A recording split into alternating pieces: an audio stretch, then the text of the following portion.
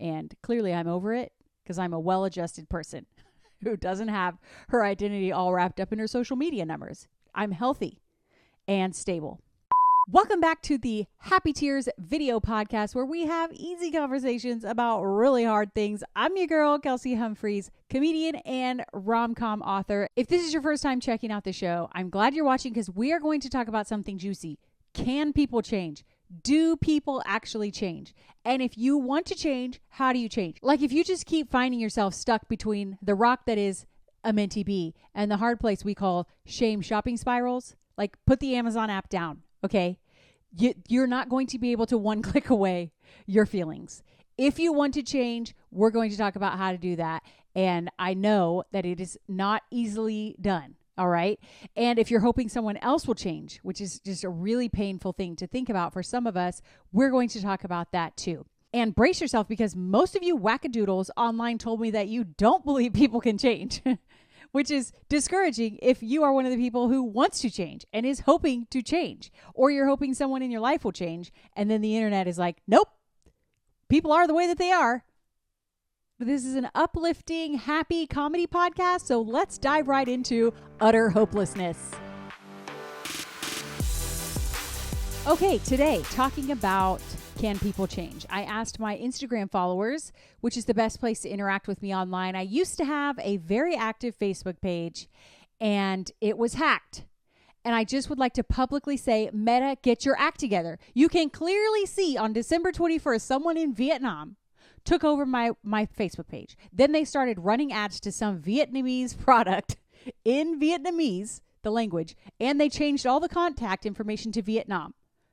Then they tried to charge $24,000 in ads to my credit card. Good morning, Vietnam! Thank the Lord that all of those charges didn't go through.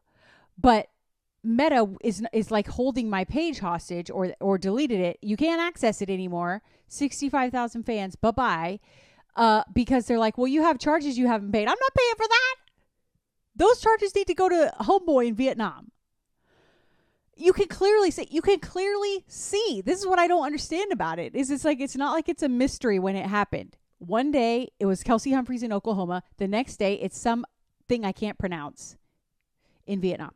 All of that to say you can't reach me on Facebook anymore. And clearly I'm over it because I'm a well-adjusted person who doesn't have her identity all wrapped up in her social media numbers. I'm healthy and stable.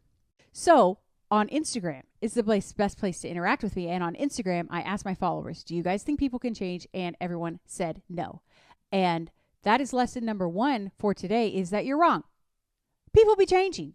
People be changing. We have all seen this happen. Someone completely changes their diet. Someone goes and runs a marathon out of nowhere. Someone, is all of a sudden never around because they are actually saving money and they never go out anymore. And all of a sudden they have paid off their house or they paid off their car or they paid off their student debt. We have seen people in your life change quickly, change over time.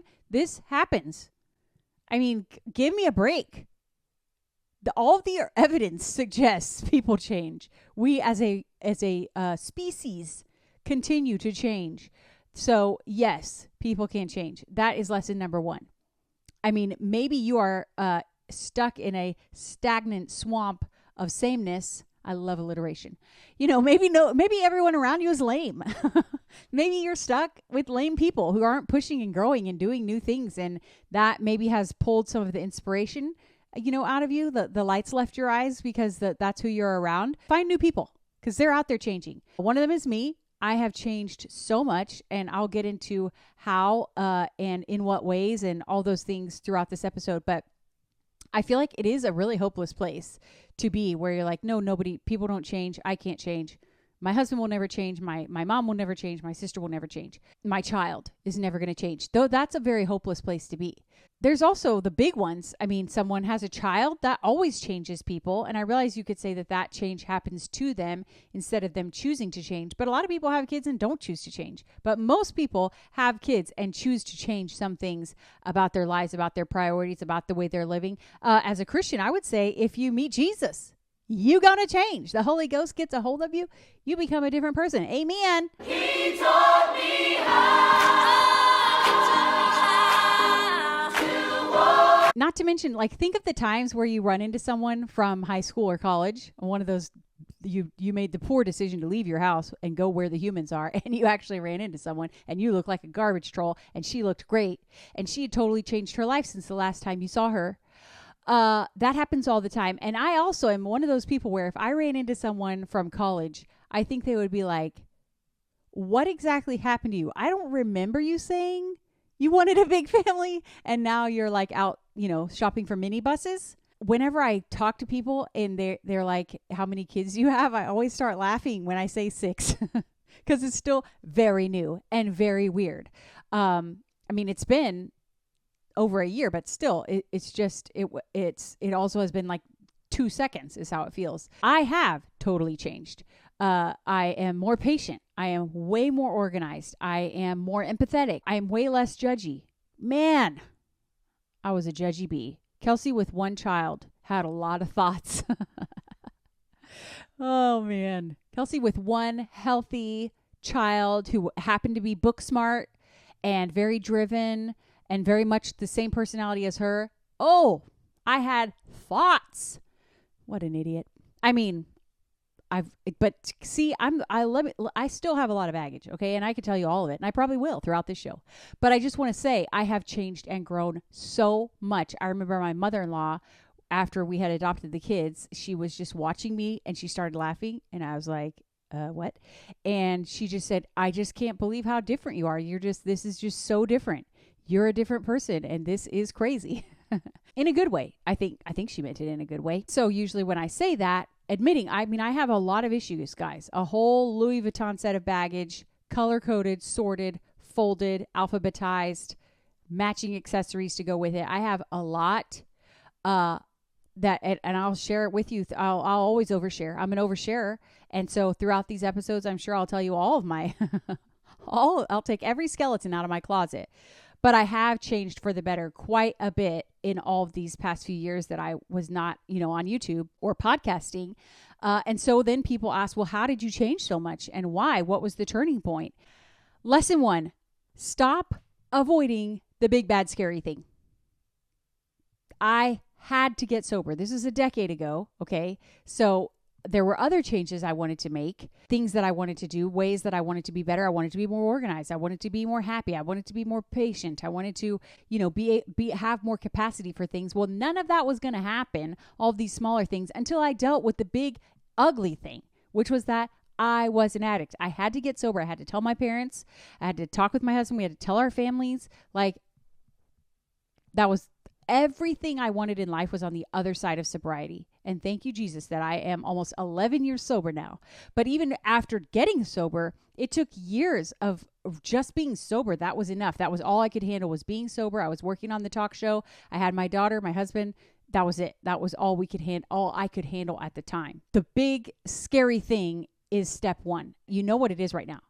You know what it is. As soon as I said that, you were already like, oh. And don't click away.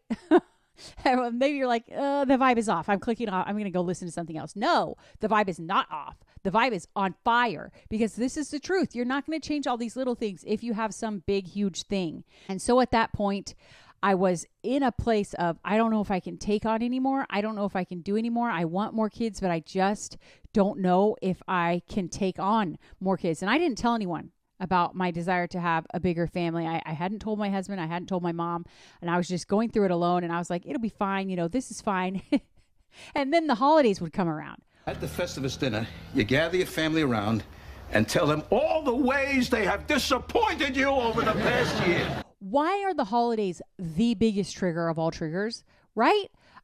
Has anybody made it through the holidays without weeping in the pantry and your kid catches you just eating every single snack and you're like, no, don't worry. These are happy tears. Mommy's fine. That's the show. That's the premise of my show. These are happy tears. Everything's fine. If you've made it through the holidays without weeping in the pantry, please tell us how in the comments, because I feel like the holidays are the absolute biggest trigger. And every year in the holidays, I would just be so heartbroken because, that was the time where we'd see, the matching pajamas photos and stuff like that. And I just wish that we could have more kids and that I could take it on. And so you have to deal with the big thing.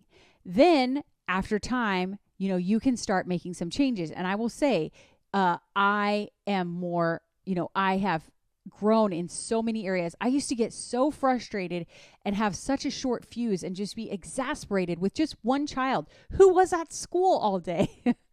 Like, I had so much spare time. What was I even doing? That's like someone, if you're watching this right now and you sleep a full night, just don't complain to me. Because that's one of those things, like, are you getting 8 hours of sleep? 7 hours of sleep?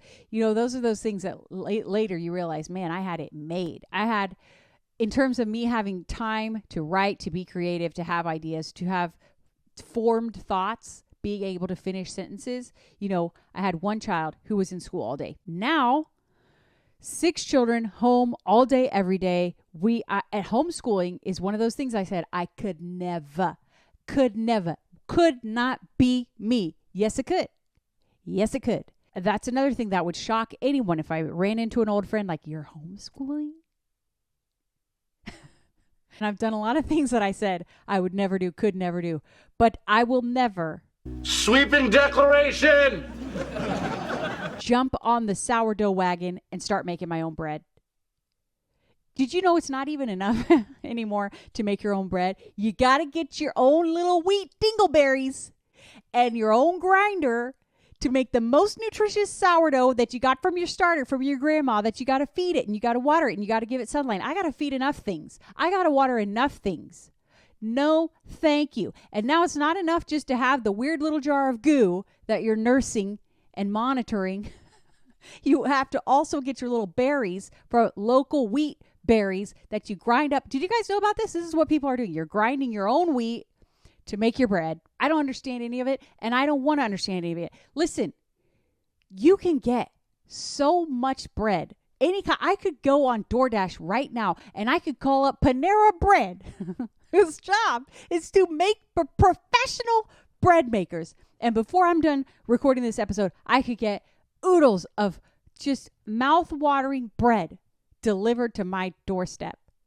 I will never make my own bread, my own sourdough. Listen, I know everyone's going to come for me in the comments. I know the nutritional value, all that stuff, good for you.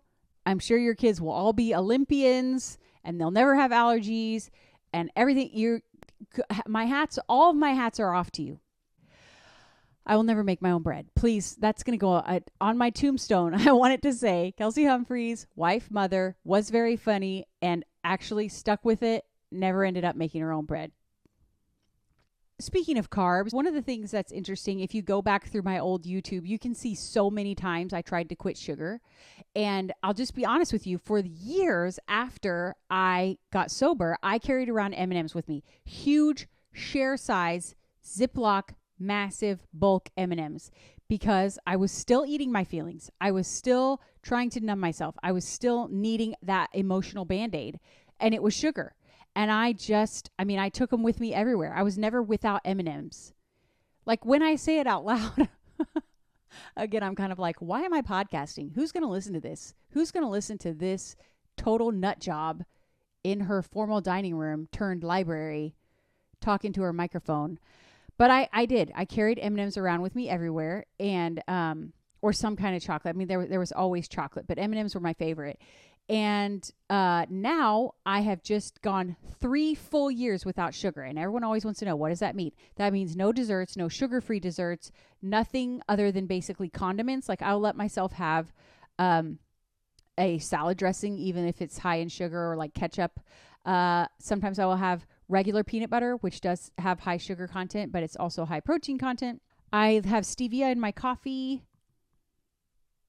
That's it. No like granola or things that seem like not a dessert, but they're full of sugar. None of that. I had a friend, and she came over and we had dinner together, and she had brought some fruit and some fruit dip that she made. And the fruit dip didn't have sugar in it. It was like xylitol or something like that. It was sugar free. And I put the strawberry in it and ate it. And I was like, oh no. Oh no. I will eat that entire bowl. I cannot. And she's like, it's sugar free. And I'm like, it's lighting up my brain like the 4th of July. Another one, Ritz Bits. Can't eat Ritz Bits, the cheese ones, not even the peanut butter ones. I can't eat cheese Ritz Bits because next thing you know, I am just sitting there with an open box of Ritz Bits. That is not a dessert, right? For one of my birthdays, my sweet mother-in-law gave me a cake made out of gum because one of the things that I did to help whenever I would have a craving is I would have a different flavor of gum. So I like to keep a lot of different gum flavors to just stop my brain from focusing on the fact that I wasn't getting to have a cookie when everybody else was getting to have cookies. I'm getting off topic yet again. If you go back and look, I stopped and started. I think I made it to 90 days once, so many times of trying to give up sugar. And this time I was successful. The difference is mental toughness. I had to grow some mental capacity, mental toughness to be able to take on, finally admit like, hey, I want more kids. And I also had to have the difficult conversation. And this kind of goes with number one of like, you need to deal with the hard thing. But I had to talk to my husband and sit down with him and just get real about it. And this is one of those sweet moments when I say, these are happy tears, right? My husband inspires my books. I asked him, do you want a bigger family? And he was like, well, yeah, I had always thought that we were going to have a bigger family, but I wanted you more. And I wanted you to be healthy and I wanted you to be happy. And that was more important. I had you. And so then I'm like, I mean, it's no secret that there's always the person in the relationship who has way more problems and issues, who's like way more high maintenance and ridiculous. And it's me. And he is a saint and he's so wonderful. And of course, I'm like just lying in the fetal position, weeping for a while. And then I finally get up and then we talk about it. And then we decide, okay, let's, start trying and all that stuff. I have mental toughness now that I didn't have then. So that if I have all 6 children yelling at me, someone has pooped, someone has vomited, someone is asking for something, someone is telling on someone, and someone is just screaming, just standing there, jaw unhinged, screaming on the top of their lungs.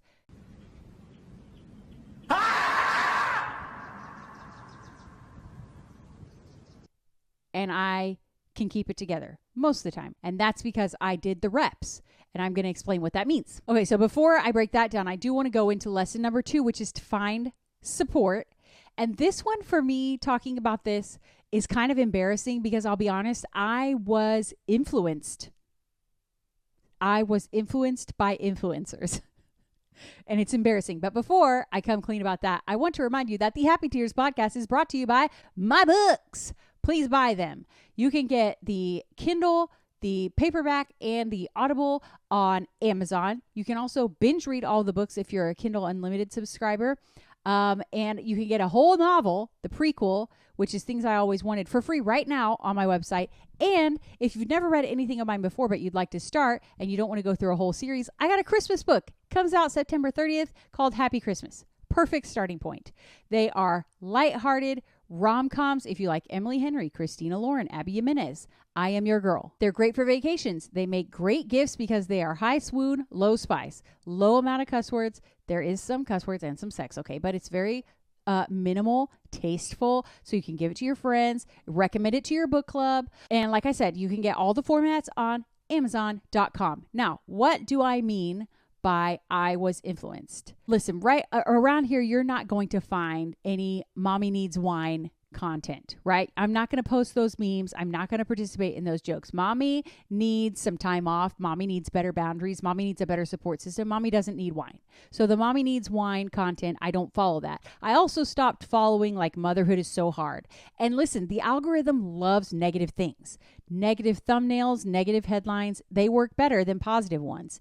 And so I get it. So much mom content is like how hard it is, how depressed I am, how I don't feel seen, how I have the biggest mental load. And we have huge mental loads. It is different than being a dad. I fully believe that. And if you're a working mom, even harder. Like, I understand. But I stopped with that type of content. I started looking at more Christian moms, pro family, pro big families, some of the huge families, homeschooling families. I started looking at those types of things, that type of content. And I really started to believe like, I can do this. I'm going to pray through this, pray over it, pray about it. And I think I am capable of taking this on. And we are set up for success when it comes to adopting a sibling group with the family we have around us and the margin we have in our lives and the jobs that we have. Like, we can do this. So I was influenced. I want to say a couple things on this. One, if you're hoping someone in your life will change, pray about that, or try and nudge them that maybe they start following different accounts.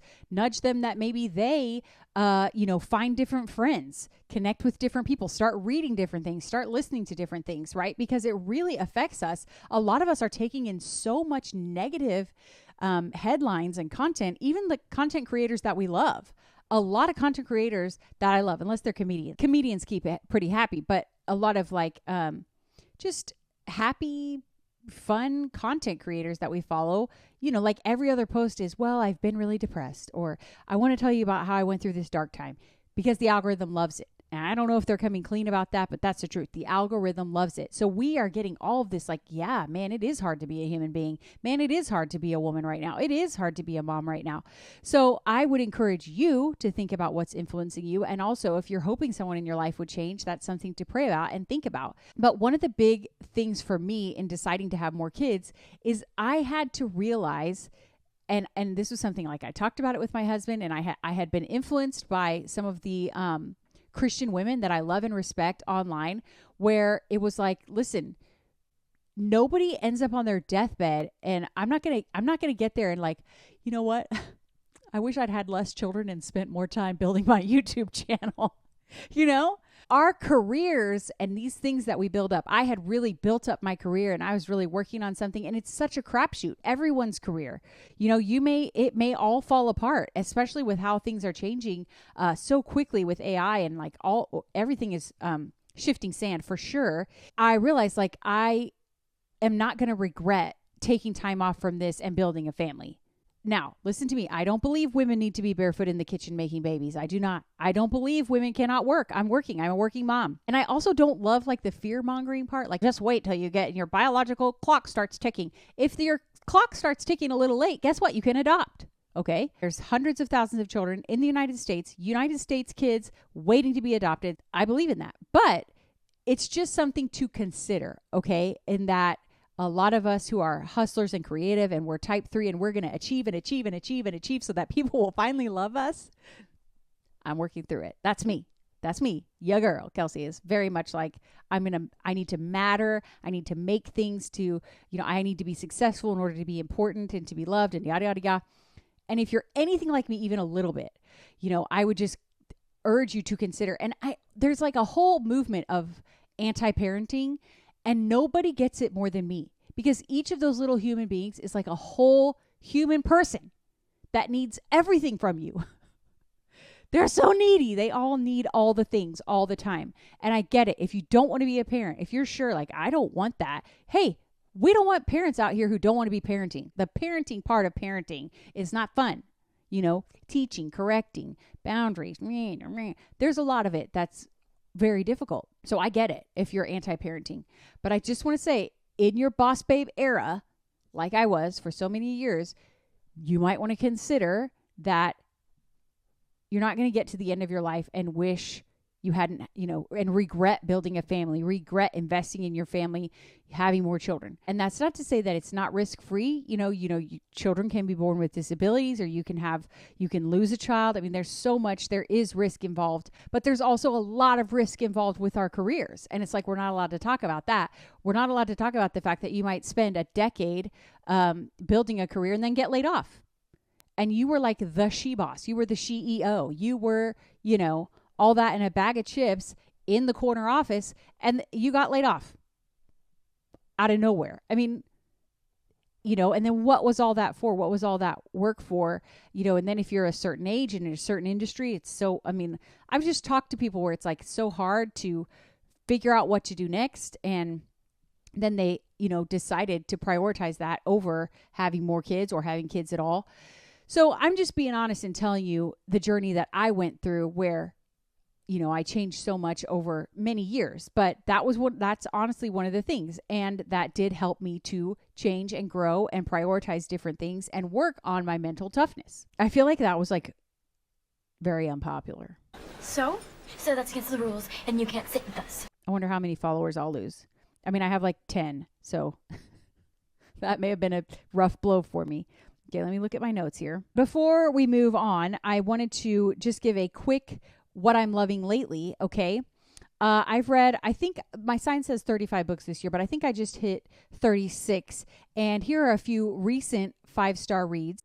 Dare to Love Me by Rosa Lucas. She's one of my favorite lesser known, pretty new indie authors. The Senator by Lori Kent. I always recommend that one to people who have read a lot of mafia romance and you're kind of felt like you've read everything and you're ready for something new. And then another recent 5-star read is my favorite Bad Decision by Elizabeth O'Rourke. She is another one that I've bought a lot of her books. As a mom of 6 who has help for the baby, and I also have a college gal who helps with the other kids sometimes throughout the week. So we got a lot of people coming and going, and we got a lot of kids spread out everywhere. We love Wise cameras. I don't have a discount code for you or anything. They're not a sponsor, but we love them. And I'll leave a link in the description. We have them everywhere. It really helps in terms of just finding where the kids are in a hurry or calling them. Like I can talk through the cam and say, hey, can you come downstairs, please? Kind of like an intercom. If you thought like, I wish we had some visibility beyond just our Ring doorbell camera, I'm telling you, Wise cameras are the best. We have everything all hooked up in one app on my phone so I can see everyone at all times. I can talk to everyone at all times. I could not survive without it. So that's one of the things I'm loving lately. Also want to say, of course, what I'm loving lately is my semaglutide shots, GLP-1 shots. If you want me to talk more about the details for me and my weight loss on GLP-1s, just leave me a comment. Or you could go to kelseyhumphreys.com/spry, which is where I get mine, from a brother and sister duo that started a company out in Florida. And they're real human beings. I could text a nurse right now and ask a question. And I love that about it. And I've lost almost 40 pounds. And it has been it's not an easy button, but it has been, like they always say, like lose 2 pounds a week, you know, like when you do a diet or a workout or whatever, the magazines always said you should lose about 2 pounds per week. Well, I actually did lose 2 pounds a week for the first time ever.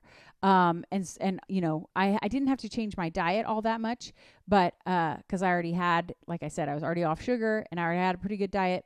But it really made things a lot easier, and I am so grateful. So that's kelseyhumphreys.com/spry. So I know I keep saying mental toughness, and I keep talking about, you know, building that muscle, and that's how you change. But how do you build the mental toughness? And that is the most important tip, number 3. But before I get to that, I just want to do a quick segment called If Rom-coms Got Real. Because one thing I think is funny that I've noticed in my books lately is cuddling while asleep. What? If I am asleep and you so much as breathe near me, no, that's not happening. Tell me in the comments if you ever in your adult life have fallen asleep or woken up while cuddling.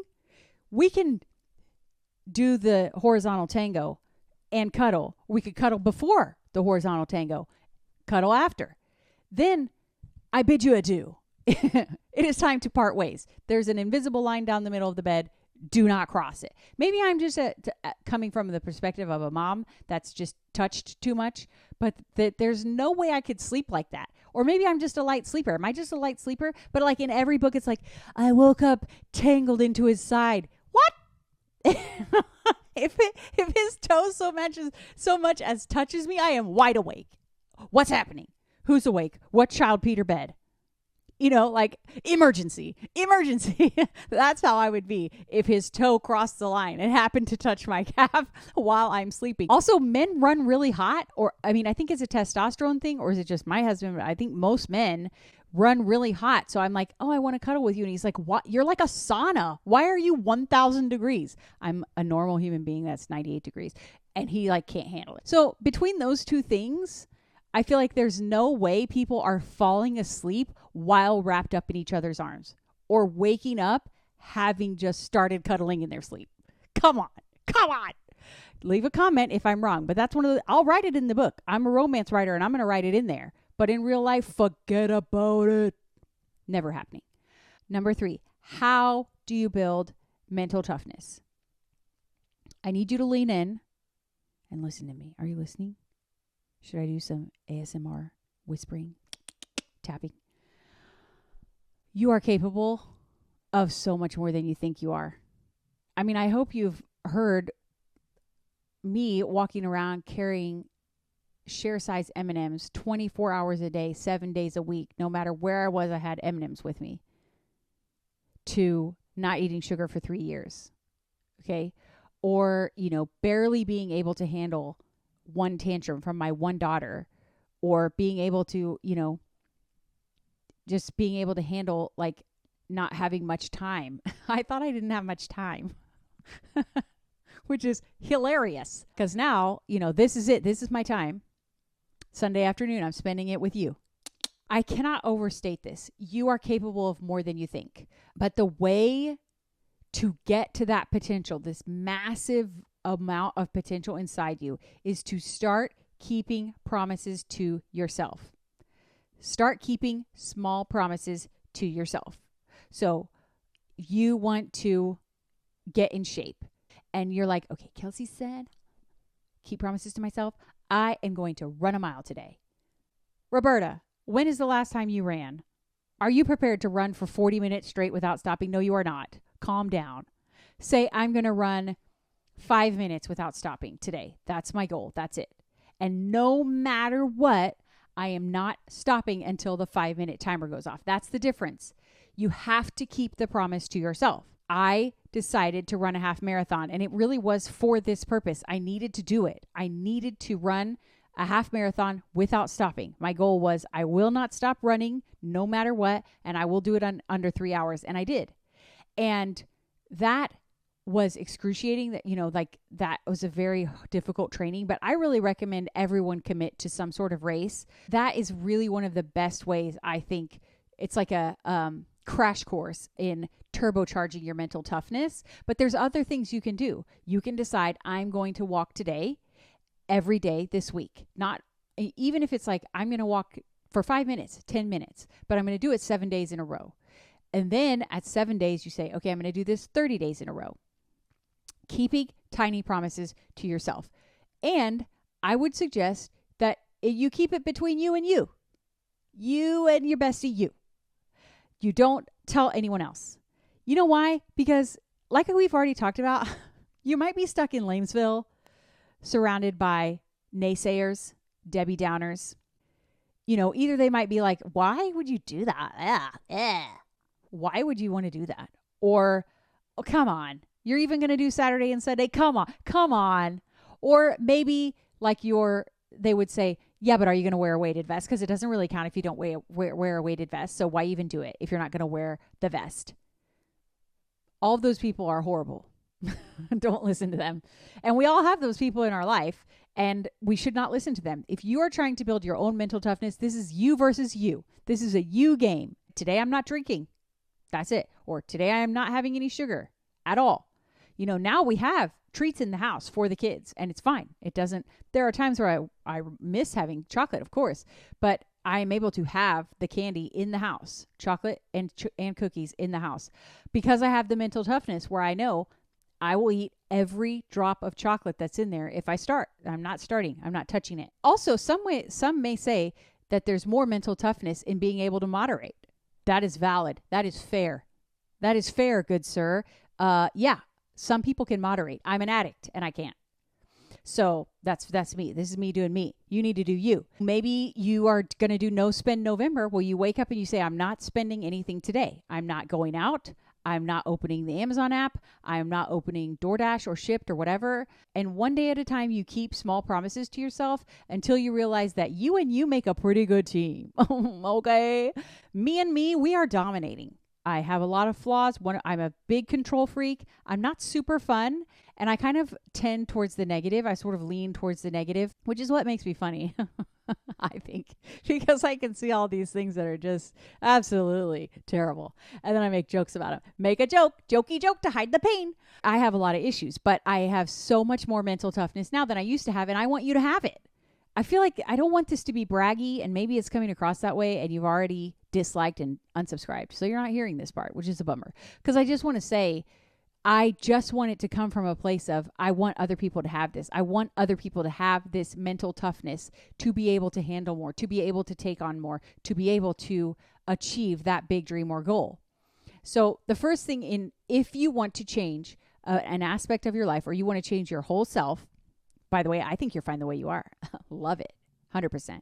1000%. Love it. But if you want to change and you need to change some things about yourself, number one, you have to do the big, scary, hairy thing first. Number two, you need to find support. You have to make sure that you're listening to things and watching things and inputting things that are going to encourage you in that goal, that are going to make you feel empowered. And number three, keep promises to yourself. And I need to say out loud, I need you to hear it.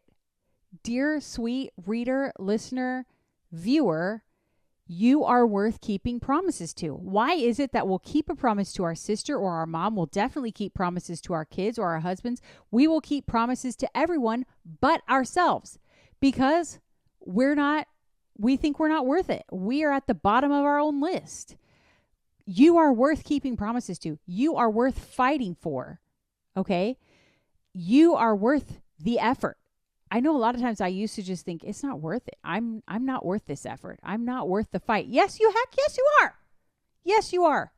You are worth the fight. Fight for your health. Fight to get out of suffocating debt. Fight to be the mom you actually want to be. Fight to change your family. Fight for yourself in order to change all those other things in your life. You are worth the fight. So number three, how do people change? What do I do to change? You start keeping small promises to yourself. I realize that I'm not making a lot of friends talking about running half marathons and giving up sugar. And I'm not saying you need to do those things. No one's going to subscribe to this show. I already told you guys that I was an odd person. I don't feel like this episode was as funny, but they can't all be bangers. And we're still like in the pilot era, like the first few episodes of a TV show always are terrible.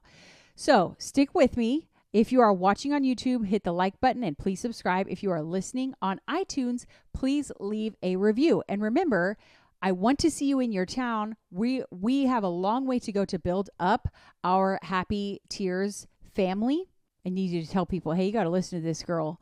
Hey, you got to watch this girl's show. She's funny. Hey, follow this girl on Instagram. So please tell your friends. And remember, if you see me in Target with a cart full of everything from diapers to training bras and anti-acne cream and anti-aging cream, and my eyes are mixing up a little bit, just remember, those are Happy Tears.